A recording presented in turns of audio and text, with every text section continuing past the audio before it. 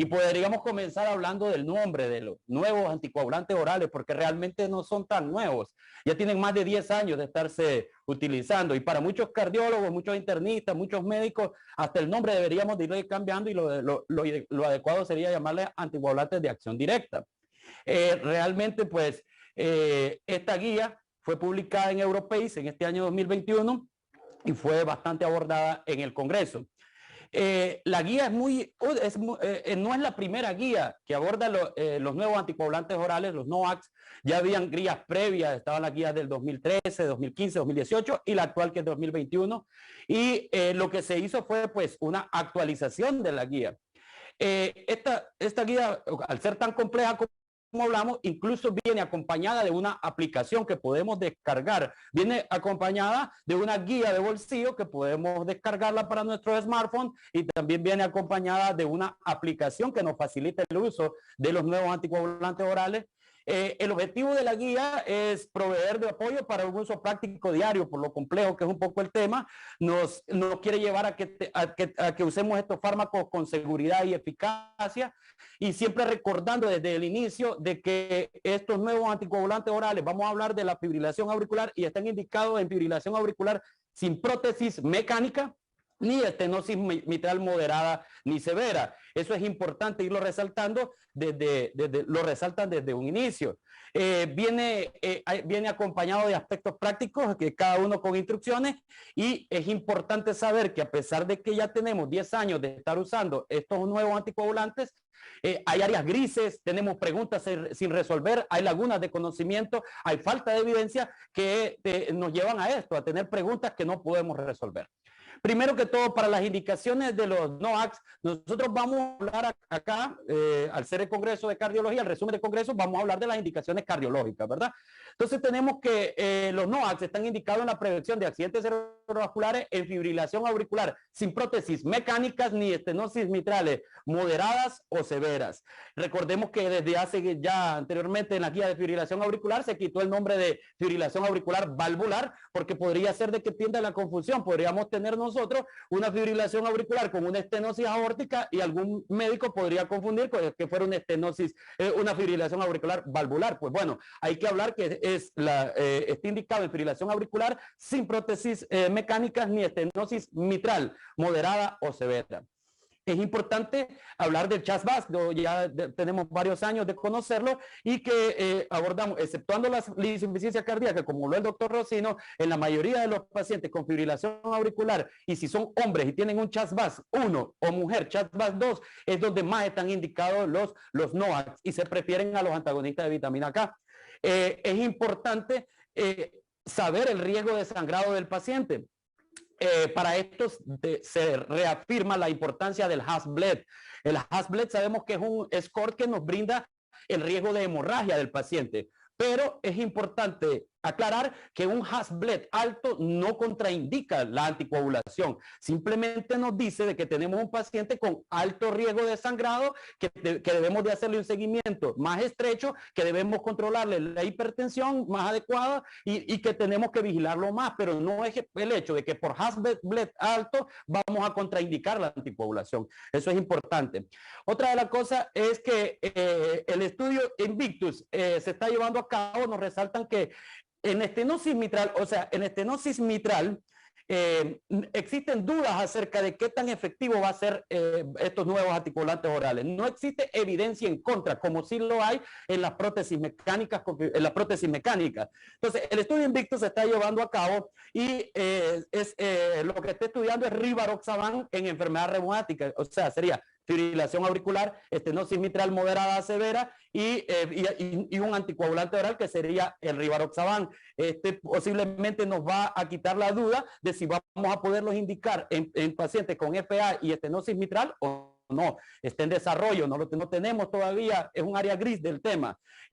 La otra cosa es que nos resaltan de que podemos utilizar, si tenemos un paciente con fibrilación auricular, tiene una estenosis mitral moderada o severa, de origen reumática. No podemos, o sea, tiene contraindicado el uso de anticoagulantes porque tiene un INR muy lábil, tiene una contraindicación para el uso de acenocumarol o warfarina. Se podría utilizar, según los expertos de esta guía, un uso off-label de los nuevos anticoagulantes orales en vez de dejar al paciente sin anticoagulación. O sea, por primera vez ya nos comienzan a decir de que podríamos usar off-label un nuevo anticoagulante oral si tuviera fibrilación auricular con estenosis mitral reumática. Conste que es off-label y el estudio Invictus es el que nos va a demostrar si tenemos o no tenemos, o sea, si tiene o no tiene indicación. Lo que sí está claro en la guía es que no lo debemos de usar en prótesis. Ya tenemos evidencia en contra. No es como en la estenosis mitral, que no existe evidencia.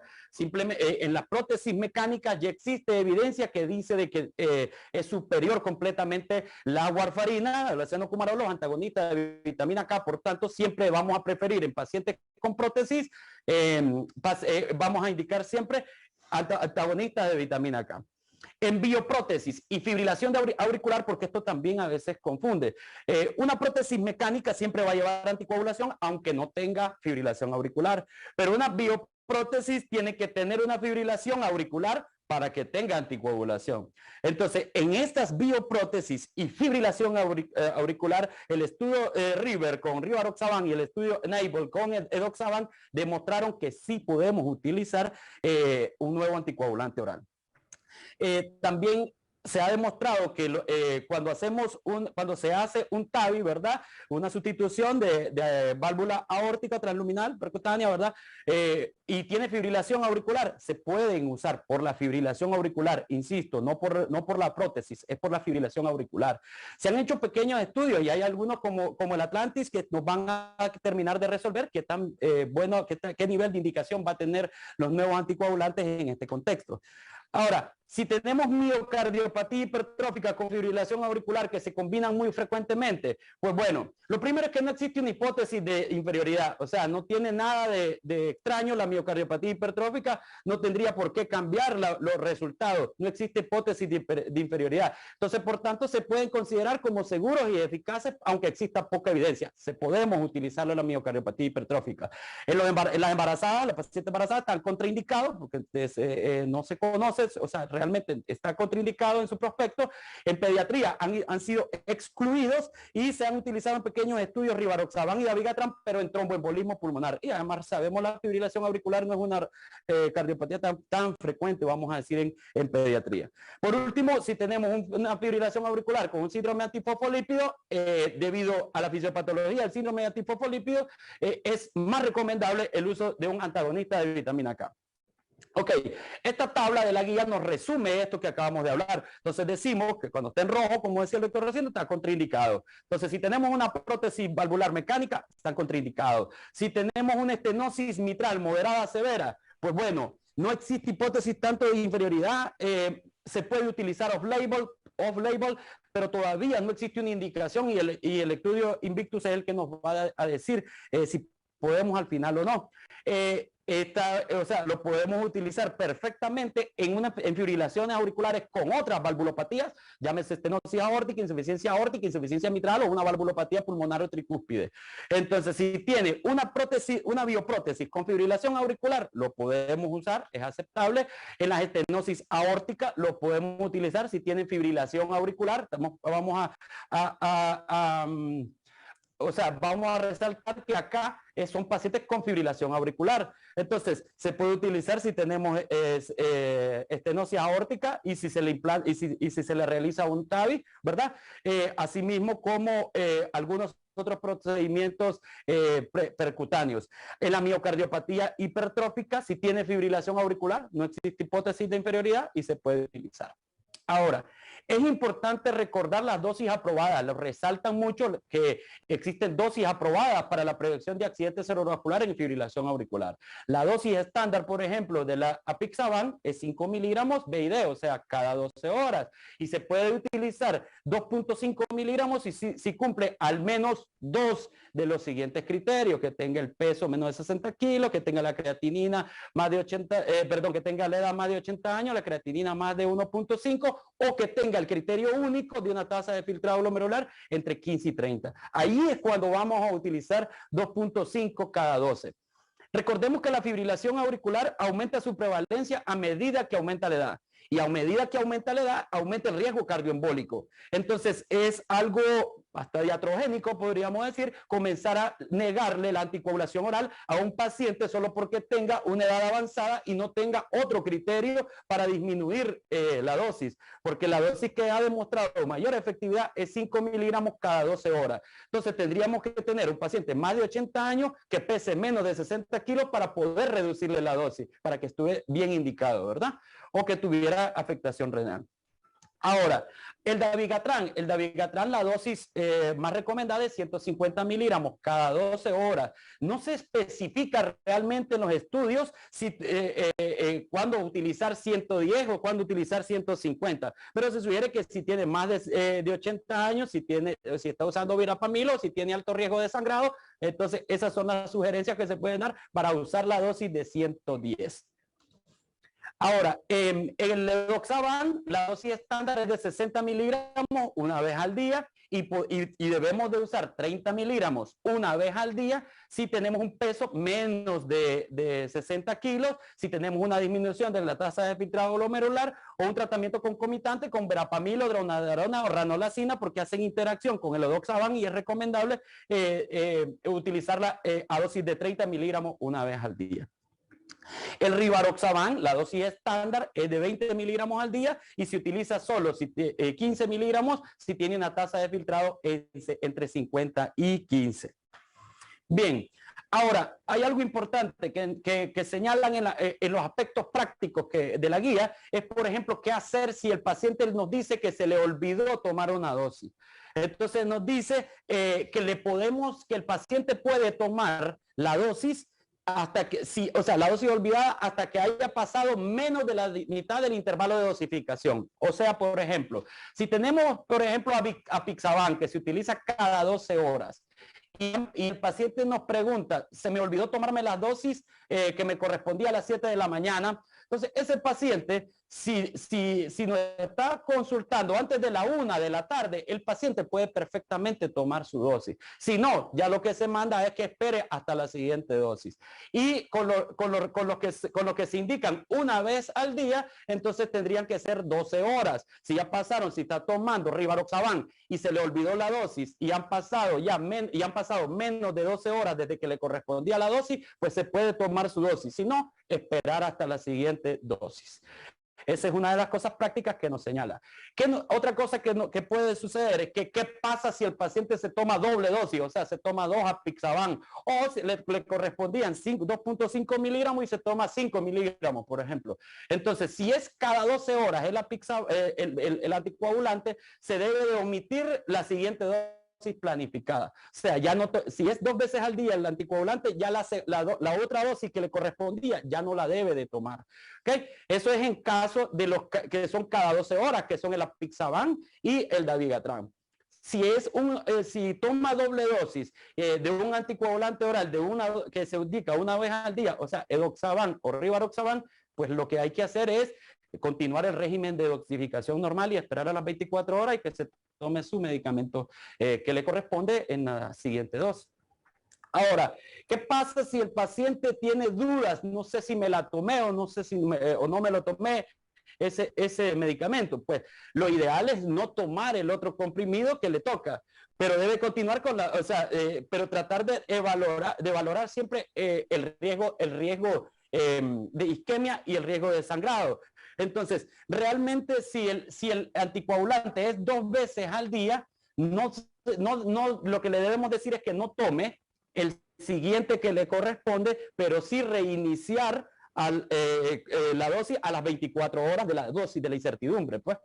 Entonces, eso es si es un NOAC que se utiliza 2 veces al día. Si es un NOAC que se utiliza una vez al día, lo que debemos de evaluar es el CHAS-VAS, o sea, el riesgo embólico. Si el riesgo embólico tiene más de 3, es mayor o igual a 3, debe mejor, ante la incertidumbre, debe de tomar otro comprimido de 6 a 8 horas después de la dosis incierta y después continuar con su dosis régimen recomendado. Pero si el CHAS-VAS es menor de 2, es mejor, si no sabe qué hacer, entonces mejor esperamos hasta la siguiente dosificación. Ahora, ¿cómo serían los pasos para el uso de los NOAC? Primero, hay que definir que una vez establecida la indicación de anticoagulación, los NOAC siempre van a ser preferidos, siempre van a ser superiores en pacientes elegibles sobre los anticoagulantes antagonistas de vitamina K. En nuestros países es bastante complejo el uso de la warfarina. Por ejemplo, los estudios más antiguos demostraron que, por ejemplo, en España, solo aproximadamente de un 30 a 50%, según el método de Rosenthal, mantenían una anticoagulación oral adecuada con acenocumarol.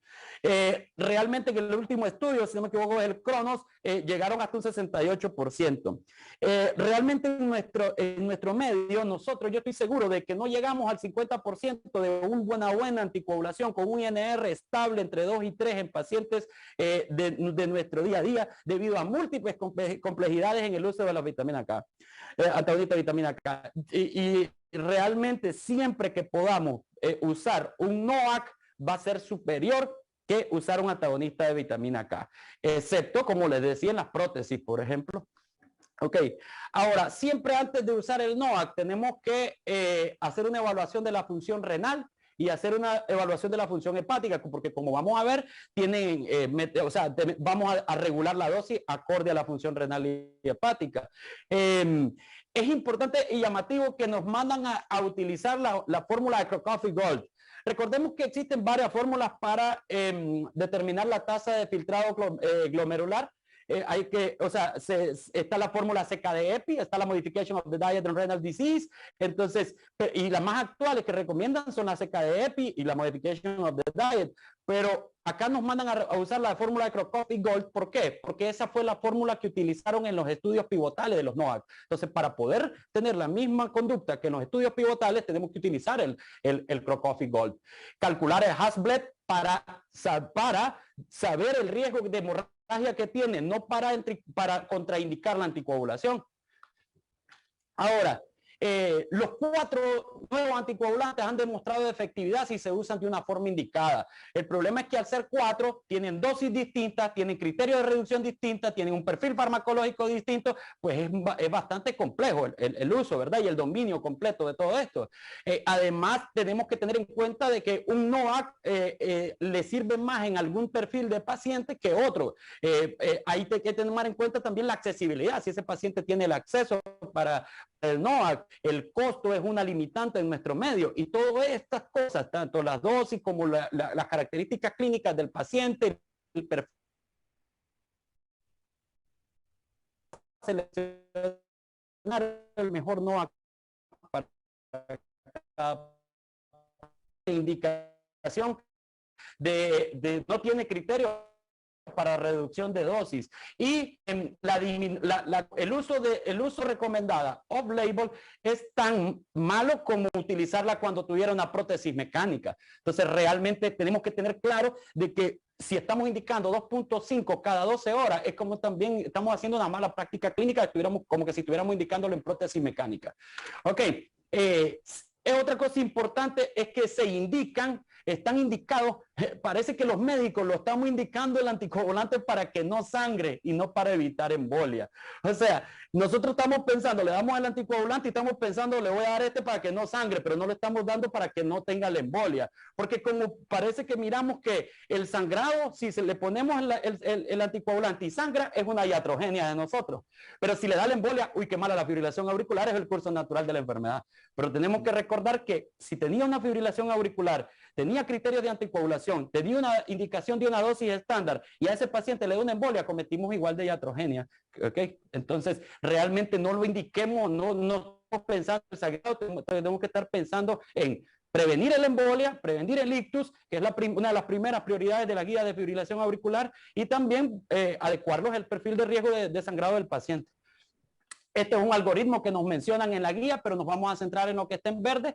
Y lo que nos dicen es que, por ejemplo, ¿cómo podemos seleccionar un NOAC? Bien, si tiene un alto riesgo de sangrado, lo que recomiendan es apixaban o dabigatran, un alto riesgo de sangrado gastrointestinal, porque estos son los que tienen mejor perfil de riesgo, o sea, tienen menos riesgo de sangrado digestivo. Si tiene disfunción renal, lo más recomendable son apixaban, rivaroxaban y edoxaban, porque como vamos a ver, el dabigatran tiene alta eliminación renal. Si hay un uso de antiarrítmicos, por ejemplo, con verapamilo, tratar de disminuir las dosis. Si tiene dronedarona también, o sea, acoplar el uso del nuevo anticoagulante también a los fármacos que están siendo utilizados, especialmente cuando el paciente usa verapamilo o dronedarona. Aquí en Nicaragua, en Centroamérica, no sé si hay dronedarona, pero verapamilo sí tenemos. Y por último, si tenemos un paciente con un Chas-Bax bajo, o sea, relativamente bajo, un hombre de 1, una mujer de 2, o sea, quiere decir que tiene relativamente bajo riesgo de embolia. Entonces, lo que podemos utilizar ahí serían los que tienen menos riesgo de sangrado y tienen buena protección, que sería el apixaban y el dabigatran.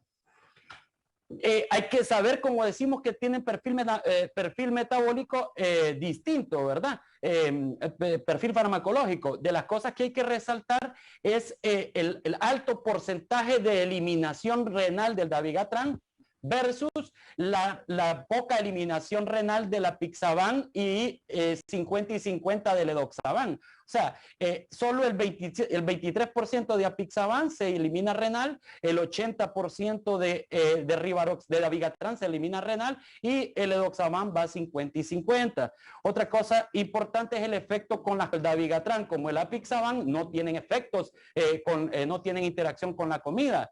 Y por último, las vidas medias, que es interesante que todos son bastante similares, pero el perfil de indicación es cada 12 horas en uno y cada 24 horas en otro. Bien, aquí tenemos reducciones de la dosis dependiendo de la tasa de filtrado glomerular. Dependiendo de la tasa de filtrado glomerular. Entonces tenemos, primero, si tenemos el rivaroxaban, el dabigatran, tenemos 150 miligramos cada 12 horas si la tasa de filtrado glomerular es mayor a 50 mililitros por minuto. Si tiene menos de 50 mililitros por minuto, entonces tenemos que reducir la dosis a 110 miligramos cada 12 horas. Realmente creo que en general se llega a un consenso de que si tenemos un paciente con una tasa de filtrado glomerular, y como lo vemos en amarillo acá, el que menos deberíamos de utilizar es el dabigatran. Podríamos utilizar, por ejemplo, rivaroxaban o edoxaban o apixaban. Ahora, el muro en la función renal, al parecer, es el apixaban con 5 miligramos cada 12 horas y la reducción de y en pacientes que tengan tasa de filtrado glomerular menos de 30, pues los únicos que podemos utilizar apixaban, edoxaban o rivaroxaban. Ahora, ya terminando, pues los regímenes de anticoagulación, por ejemplo, si tenemos un paciente que está tomando warfarina y lo queremos pasar a un nuevo anticoagulante oral, pues detenemos la indicación de la warfarina, pasamos 2 o 3 días, le hacemos el INR, si tiene un INR mayor de 3, no le damos el anticoagulante hasta que el INR esté menor de 2. Si tiene un INR menos de 2, entonces al tercer día podemos iniciar ya el nuevo anticoagulante oral. Si tenemos un INR entre 2.5 a 5, podemos iniciarlo, y de entre 2 a 2.5 podemos iniciarlo, pero valorando los INR más cercanos. Y si tenemos un INR entre 2.5 y 3, no le damos el nuevo anticoagulante y esperamos entre 1 a 3 días hasta que el INR esté menor que 2.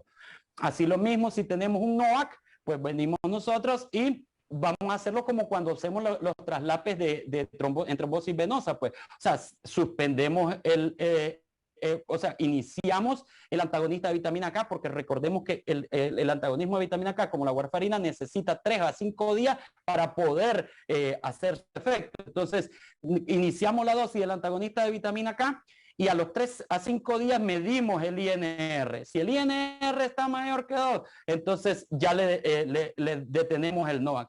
Si el INR sale menor que 2, lo repetimos a 1 a 3 días hasta que esté más de 2, poder interrumpir eso. Bien. Por último, la vacunación y los NOACs.